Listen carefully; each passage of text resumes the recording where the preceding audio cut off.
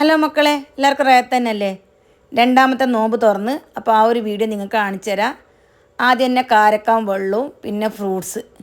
അപ്പോൾ അത് നമുക്ക് എല്ലാവർക്കും നിർബന്ധമുള്ള കാര്യം. ഈത്തപ്പഴം, മുത്താറി മണ്ണി, പിന്നെ പിസ്സാക്കി, പിന്നെ പൊട്ടറ്റോ ഫിംഗേഴ്സാക്കി, പിന്നെ നല്ല പാങ്ങിലെ കട്ട്ലറ്റും ആക്കി മക്കളെ.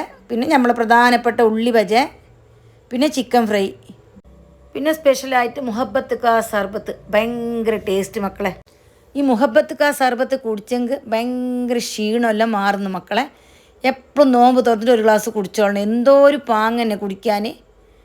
പിന്നെ നമ്മളെ നാടൻ കസുകസ് സർബത്ത്. അപ്പോൾ അതില്ലെങ്കിൽ നമ്മളെ കാസർഗോട്ടാർക്ക് നോമ്പില്ല മക്കളെ.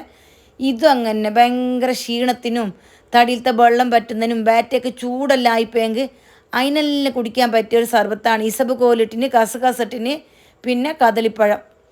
അപ്പോൾ ഇതെല്ലാം ബാറ്റൊക്കെ തണുപ്പന്നെ മക്കളെ. പിന്നെ ബത്തക്കാൻ്റെ ജ്യൂസ്.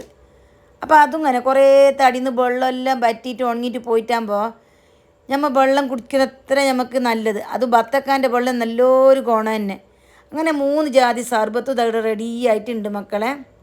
പിന്നെ ഞാൻ 5 മണിയായിന് പുരക്കേക്ക് എത്തുമ്പോഴത്തേക്ക് ഷോപ്പിൽ നിന്ന് വന്നിട്ട് പടപടാന്ന് പണിയെല്ലാം കഴിഞ്ഞ് ഇപ്പോൾ കുറച്ച് ഫ്രീ ആയി. പുരക്ക് വന്നിട്ട് നിസ്കരിച്ചിട്ട് കുച്ചിലേക്ക് കിഴിഞ്ഞിന് മക്കളെ. പിന്നെ പണി തന്നെ. ഫ്രൂട്ട്സ് മുറിക്കാനെല്ലാം എൻ്റെ പുള്ള വന്നിന്, എൻ്റെ മോളുണ്ടായിന്, മോള് കൂടീന്. പിന്നെ എണ്ണൻ്റെ പലഹാരം ഒന്നും ഓളെ കൊണ്ടാക്കിക്കാൻ അത്ര ആയിട്ടില്ല. വിചാരിച്ചങ്ങ് ആക്കല്ലേ ചെയ്യൂ. പിന്നെ ഞാൻ എന്നെ കുച്ചിലേക്ക് കയറിയിട്ട് ഞാൻ എന്നെ എല്ലാം ആക്കി. ഓർക്കാകുമ്പോൾ കുറേ സമയമാവും. നമ്മൾ പിന്നെ ബേബേ പണിയെടുക്കുന്നതുകൊണ്ട് ബേബേ ആവുമല്ലോ. അപ്പോൾ ഇതെല്ലാം എൻ്റെ ഇന്നത്തെ നോമ്പ് തുറക്കുന്ന സ്പെഷ്യലാണ്. അപ്പോൾ നിങ്ങൾക്ക് എല്ലാവർക്കും എൻ്റെ വീഡിയോയിൽ ഇഷ്ടപ്പെട്ടിട്ടുണ്ടാവുമെന്ന് വിചാരിക്കുന്നു. അപ്പോൾ നിങ്ങളെല്ലാം നോമ്പ് തുറന്ന മക്കളെ, നിങ്ങൾ എന്താക്കിന നോമ്പ് തുറക്കാൻ? അപ്പോൾ നിങ്ങൾ എല്ലാവരും ഞങ്ങൾക്ക് കമൻ്റ് ഇടണം. ജ്യൂസ് നല്ലോണം കുടിച്ചോളണം മക്കളെ. കുറേ പഞ്ചാരയൊന്നും ഇടണ്ട.